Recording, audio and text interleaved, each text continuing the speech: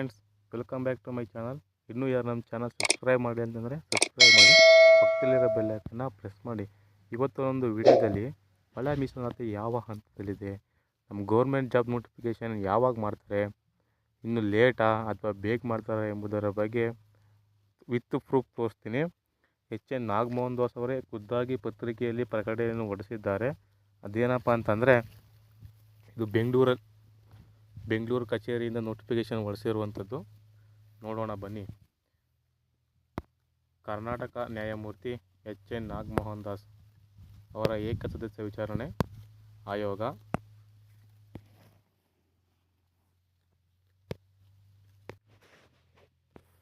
ಕರ್ನಾಟಕ ರಾಜ್ಯದಲ್ಲಿ ಶಿಕ್ಷಣ ಮತ್ತು ಸರ್ಕಾರಿ ಸೇವೆಗಳಲ್ಲಿ ಪರಿಶಿಷ್ಟ ಜಾತಿಯ ವಿವಿಧ ಉಪಜಾತಿಗಳಿಗೆ ಸೇರಿದವರ ಪ್ರಾತಿನಿಧ್ಯತೆ ಕುರಿತು ಎಂಪಿರಿಕಲ್ ಡಾಟಾ, ವಾಸ್ತವಿಕ ಸ್ಥಿತಿಯ ಮಾಹಿತಿ ಪಡೆದು ಪರಿಶಿಷ್ಟ ಜಾತಿಯಲ್ಲಿ ಒಳ ಮೀಸಲಾತಿಯ ಬಗ್ಗೆ ಸೂಕ್ತ ಶಿಫಾರಸುಗಳೊಂದಿಗೆ ವರದಿ ಸಲ್ಲಿಸಲು ಆಯೋಗ ವಿಚಾರಣೆ ಕಾಯ್ದೆ 1952, ಕಮಿಷನ್ ಆಫ್ ಎಂಕ್ವೈರಿ ಆಕ್ಟ್ 1952ರಂತೆ ಸರ್ಕಾರದ ಆದೇಶ ಸಂಖ್ಯೆ SWD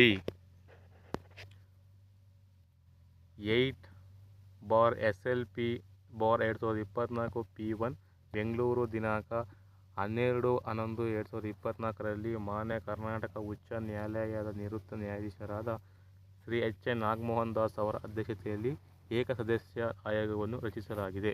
ಯಾಕಂದರೆ ಆಯೋಗವನ್ನು ರಚನೆ ಮಾಡಿದ್ದಾರೆ ನಮ್ಮ CM ಸಿದ್ದರಾಮಯ್ಯನವರು. ಸದರಿ ಆಯೋಗದ ಕಚೇರಿಯ ನೃಪತುಂಗ ರಸ್ತೆ, ಯವನಿಕಾ ಕಟ್ಟಡ, ಬೆಂಗಳೂರು ಇಲ್ಲಿ ಪ್ರಾರಂಭಿಸಲಾಗಿದ್ದು, ಒಳ ಮೀಸಲಾತಿ ಕುರಿತು ಸಾರ್ವಜನಿಕರು ಯಾವುದೇ ರೀತಿಯ ಸಲಹೆ, ಆಕ್ಷೇಪಣೆ, ಅಹವಾಲು, ಹೇಳಿಕೆಗಳು, ದಾಖಲೆಗಳು ಇದ್ದಲ್ಲಿ ದಿನಾಂಕ 31/1/2025 ಒಳಗಾಗಿ ಕಚೇರಿ ವೇಳೆಯಲ್ಲಿ ಬೆಳಗ್ಗೆ 10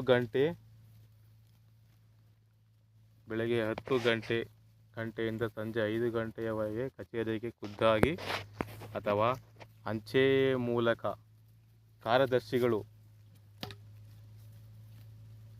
ಗೌರವಾನ್ವಿತ ನ್ಯಾಯಮೂರ್ತಿ ಎನ್ ನಾಗಮೋಹನ್ ದಾಸ್ ಏಕ ಸದಸ್ಯ ವಿಚಾರಣೆ ಆಯೋಗ, ನೃಪತುಂಗ ರಸ್ತೆ, ಯವನಿಕಾ ಕಟ್ಟಡ, ಬೆಂಗಳೂರು ಇಲ್ಲಿಗೆ ಅಥವಾ ಇಮೇಲ್ ವಿಳಾಸ ಈ ಕಂಡ ಇಮೇಲ್ ವಿಳಾಸಕ್ಕೆ ಕಳಿಸಬಹುದಾಗಿದೆ ಎಂದು ಹೇಳಿದ್ದಾರೆ. ನಿಮಗೇನಾದ್ರು ಒಳ ಮೀಸಲಾತಿ ಬಗ್ಗೆ ಸ್ವಲ್ಪ ಏನು ಡೌಟ್ ಇದ್ದರೆ ಇಲ್ಲಿ ಈ ಇಮೇಲ್ ವಿಳಾಸಕ್ಕೆ ಭೇಟಿ ನೀಡಿ ಅಂತ ಅವರೇ ಖುದ್ದಾಗಿ ಎನ್ ನಾಗಮೋಹನ್ ದಾಸ್ ಅವರು ಪತ್ರಿಕೆಯಲ್ಲಿ ಪ್ರಕಟಣೆಯನ್ನು ಹೊರಡಿಸಿದ್ದಾರೆ. ನೋಡಿದ್ರಲ್ಲ ಫ್ರೆಂಡ್ಸ್, ಇನ್ನೂ ಜನವರಿ ಮಂತ್ ಕಳಿಬೇಕು. ಜನವರಿ ಮಂತ್ ಕಳೆದು ಫೆಬ್ರವರಿಗೆ ಬಜೆಟ್ ಮಂಡನೆ ಮಾಡ್ತಾರಲ್ಲ, ಮೇ ಬಿ ಆವಾಗ ನೋಟಿಫಿಕೇಷನ್ನ ಹೊರಡಿಸ್ಬೋದು ಗೌರ್ಮೆಂಟ್ ಜಾಬ್ದು ಅಂತ ಹೇಳ್ತೀನಿ. ಇನ್ನೂ ಯಾರು ನಮ್ಮ ಚಾನಲ್ ಸಬ್ಸ್ಕ್ರೈಬ್ ಮಾಡಿ ಅಂತ ಸಬ್ಸ್ಕ್ರೈಬ್ ಮಾಡಿ. ನೆಕ್ಸ್ಟ್ ವಿಡಿಯೋದಲ್ಲಿ ನಾನು ಎಲ್ಲ ರೀತಿಯ ಅಪ್ಡೇಟ್ಗಳನ್ನು ಕೊಡ್ತೇನೆ. Thank you friends, bye.